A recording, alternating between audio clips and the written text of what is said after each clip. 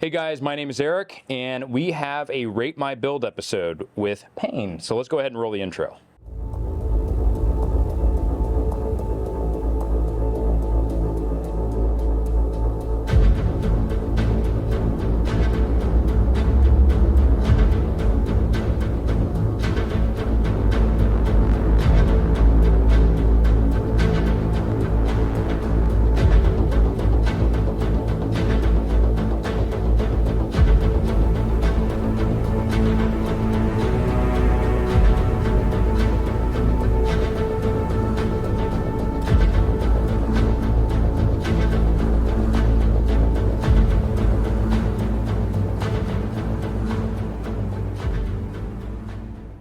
Hey guys, thanks for checking out another HatchetCast episode, and today is another Rate My Build episode, and it's a super special episode because I actually have a follower and subscriber of the channel from the Barrel and Hatchet community, Payne.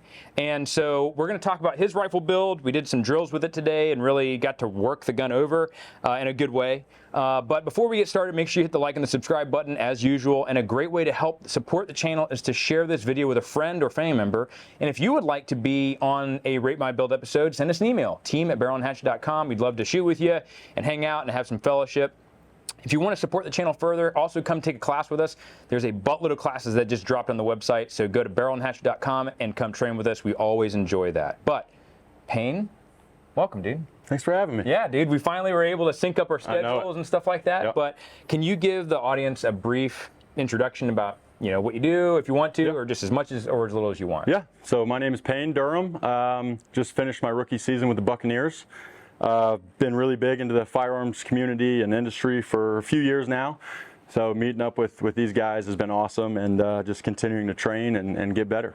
Nice, dude. Well, so let's work this, from the very top and work our way back, and we just kind of break down every single part and kind of your thought process behind this build. Cool. Yeah. So this gun was more of a buy, not build. I've kind of built a lot of ARs and similar weapon systems going through it, but this one from Type A, it's their 14.5, and I loved it right out of the box. I mean, first couple shots, I fell in love with it. So from the very top, we got the ASR brake pinned on there. Not have to deal with the NFA allegations. It's their barrel. Most everything on here is their stuff. So we'll just go down from there. They do have I think it's the SUP Arms adjustable gas block, which I'm sure we'll cover. Yeah. We ran into some fun stuff with that. From there, Surefire Scout Light. With the push button on there, I didn't want to do a pressure pad. My hand, the rail's long enough to move it, and I get to adjust my hand position if I really want that white light on. Yeah. Which is actually, I want to talk on that real quick. So one of the things that we see a lot in training, especially in our night vision class, is guys will accidentally ND or negligently discharge their light, which illuminates your position. So, it looks like that you kind of went through that thought process of not wanting to actually ND that light. Yeah, I've scared away a few pigs accidentally doing that with the hot buttons and all that. So did that. Going down, we goon taped the pressure pad. Amazon is great for that. I use that stuff for everything. Nice. I mean, around the house. I think it's a new duct tape. Yeah. I got the BCM foregrip on the correct way. I see a lot of arguments about that. So whatever way's best for you. Exactly. It fits me well. So going down from that, their bolt carrier group, their charging handle, it's been great for me. Haven't ran into any problems with it. Their 2-stage, it's been good. Super good for me. The Radian selectors. On the other side here, as me and you talked about, we got the forward control design. Nice. Ambi mag release, which when you shoot the correct way like we do. That's right, southpaw for life. Definitely helps. B5 on both of those. I believe it's the A5 buffer system in there. Makes it super soft shooting. Just really easy to use. Nice. Up top, we have I'll kind of go here. We got the GBRS Hydra Mount. They do move in herds. I'm a big guy. I got a long neck, so that They do come in herds. Yeah. It's a 2.9, and the GBRS guys have been great to me, helping me out when they didn't have to. So I like to support them. The 291, I believe it is, has just been really comfortable for me, and kind of switching over from LPVOs and using more of this stuff. So got the full powered PEC on here. EOTech E something 3 dash. It's the normal donut. So it should be this the EXPS3. Yes. Show, yeah. Back from there, we have the GBRS and Unity riser on it. I have right now the Vortex 3X on there. Okay. Just with my eye relief and stuff like that, I found it's a lot longer and it helps me out. Just kind of my intro to magnifiers there. The flip to center, obviously. And then from there, we have the Eastern Shore Sling Company. Yeah. He's been great, very helpful for me, and I love it. I mean, 2-point, really adjustable, quick and easy. Love the way it goes on here and the cord on the stock there. So, yeah. And then the Dead Air Sierra 5 that normally lives on it. So, I want to talk about real quick the GBRS mount. And one of the things that we see a lot is a lot of shooters will buy something based off of a trend or buy something based off of like, oh, this looks cool. And so to hear that, like, hey, you know, with your body type and things of that nature, obviously he's not a little bit bigger than me, kind of, but no, but using equipment appropriately and buying stuff that works best for you, having that higher mount because your body type needs that. And so it's super satisfying to hear. It makes it more comfortable. So buying equipment that fits the shooter is so important. And it's something that we usually don't encounter. We see a lot of people buy equipment just because it's a fad. So it's super refreshing, especially in the barrel and hatchet community. A lot of guys that come to class, they're already buying correctly by buying things that make sense for them. And you know, whatever you have on the rifle, it should be catering to you as a shooter and your body type and what makes you more effective. So another thing that this mount, just to go on top of that, doing a lot of pig hunting and stuff like that, you put that up there, and I mean, this is a big bulky setup. So something that I've learned, and even if it's just ounces, moving this back and keeping it kind of midline on the rifle can help fatigue a little bit in that support arm. So that's one thing that I've liked with it as well. Yeah, I mean, it kind of makes this no longer up front where it's like just a mass that's there, and I'm used to that. But having something set up where it's built right for the shooter, that's the way that you should be thinking about your builds always. So let's talk about the gas block and what issues we had there. Yeah, so from this thing's conception, this can's been running on it, and the adjustable gas block has been great. I mean, I really got it fine-tuned. My pattern was great, never had any hiccups with the suppressor on, and had really no unsuppressed rounds through it. So we got out here today and took the can off, and we were going bolt action. So you know, a lot of people have those problems on the 300 blackouts and running subs without a can and stuff. So that's just something I got to play with and maybe find a happy medium between can on and can off, where they're both still cycling correctly, or that can just get locked on and live on there forever. Yeah. Is that something that you plan on doing in reality? Like, I don't really plan to take it off unless I absolutely have to, but I can't really see a foreseeable future where that's not on this. So No, for sure. And that's one of the things that we talk about as far as the gas block. How's it adjustable? You have to use Allen key? Yeah, Allen key through the top. Okay. So one of the things that we've seen with adjustable gas blocks is it's a more maintenance item. So like, if you have an adjustable gas block, they work well, but you have to maintain them more. They can get carbon locked in place. So if it's like an Allen key, they can get locked in or seized up, carbon seized.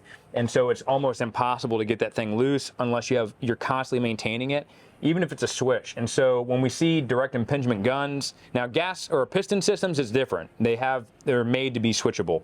But when we have an adjustable gas block, that's something that you just have to keep in mind. When it comes to this rifle, obviously it turned into a bolt action, but as Payne, said, he uses this mostly suppressed all the time, so it's tuned for that, and that's fine. The key is it depends on what you want to get out of the rifle. Do you want it to be dedicated suppressed? Do you want it to be, run suppressed and unsuppressed? Is that a big deal for you? The cool thing about having a dedicated suppressed gun is when you run it suppressed, usually your gun's gonna be over gassed. Tons of gas in your face because you're now increasing that back pressure. So when you take the can, or when you leave it and you tune the gun for suppression, it shoots like a really well gassed AR, suppressed, obviously. So these are just things to keep in mind. And had he not shot this with the can off before, or we would never found out. So it's just kind of a cool learning moment.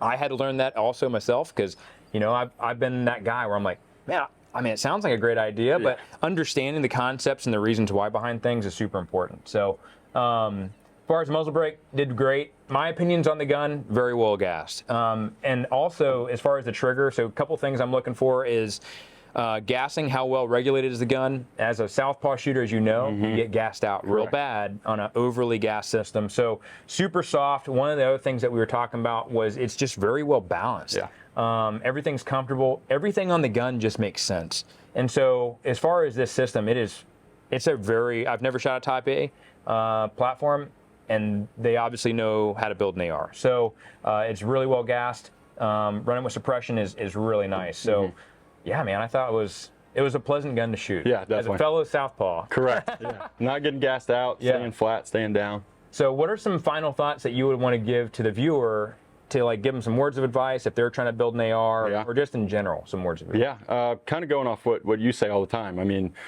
you can spend the money, and this is a mistake that I made, on just getting as much stuff, as much cool stuff as you can, and that's cool and dandy. I mean, it's cool to have an arsenal, but really spending the money, doing your research on what's going to work for you, why it's going to work for you, and then training and ammo. Lots of ammo helps too, but just kind of doing a lot more research than I think I did early on in my days, and finding kind of the reason why you're going to do this instead of like the trends you talked about, the fads and stuff. I mean, obviously, with your job, training's a big deal. How important was it to you for firearms when you started really getting into this type of shooting? Yeah, definitely. I mean, with my work, everything's got to be meticulous. I'm under a camera a lot, just in the film room and whatnot. So I don't want to say I'm a perfectionist, but you're striving towards that every day. So when I first got into shooting, you know, I was signing up for classes, but also just watching YouTube videos. I think you can get a lot of lessons learned from other people's mistakes and kind of their stances, how they grip stuff like that. So just really trying to not be perfect, but strive towards perfection. Absolutely, dude. You should always strive to be better, and that's really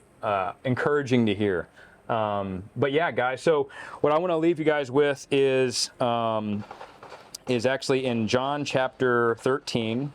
And it says, now before the feast of Passover, when Jesus knew that his hour had come to depart out of this world to the Father, meaning to die on the cross, having loved his own who were in the world, he loved them to the end.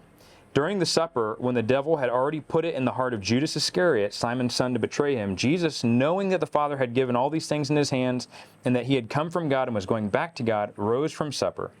He laid aside his outer garments, and taking a towel, tied it around his waist, and he poured water into a basin, and began to wash the disciples' feet, and to wipe them with a towel that was wrapped around him.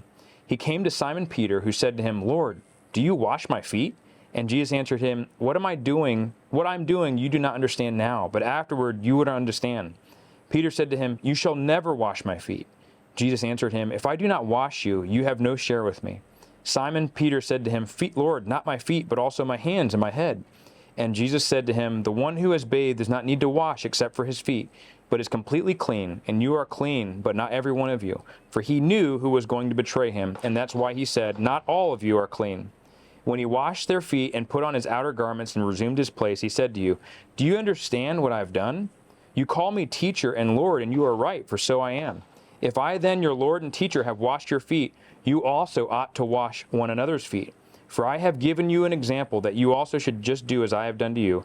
Truly, I say to you, a servant is not greater than his master, nor a messenger greater than the one who sent him. If you know these things, blessed are you if you do them. I am not speaking to all of you. I know whom I have chosen, but the scripture will be fulfilled again. He who ate my bread has lifted his heel against me. I am telling you this now before it takes place, that when it does take place, you may believe that I am he. Truly, truly, I say to you, whoever receives the ones I send receives me, and whoever receives me receives the one who sent me. And one of the things that I get out of that, and it's something that like I've really been struggling with, something that I'm trying to do better at, is God has called us, and he's the God of the universe. He created all things, and he was washing his disciples' feet. It should be the other way around throughout history. A king's like, how do I serve the king, and how do I serve the master, or whatever, or, you know, and it's Jesus is serving his disciples. Like, he's washing their feet. Like, what in the world, you know? And so it's like, I want to be like that example of like, how can I be more of a servant to other people? You know, I've been so selfish my whole life. It's always about me. What can I get? What can I, you know, what's for my gain? And so to kind of, I guess, humble myself and die to my pride and see like, how can I better serve you, you know, Payne? How can I better serve Dallas or someone else who's a friend of mine or a family member? And so that's something that I'm really trying to learn now, and it's something that I think is a good lesson for all of us, to try and see how can we serve and love the people in our lives and better and be kinder to them or love them unconditionally without any stipulation. So, guys, thank you so much for checking out this Rate My Build Payne. Thanks for coming on. Thanks for having me. Awesome, yes, sir. dude. Hopefully, good luck this season. Obviously, I'll be watching the football game. But thanks again, guys, for checking out the channel. Make sure you train to be the eternal asset, and we'll see you on the next one.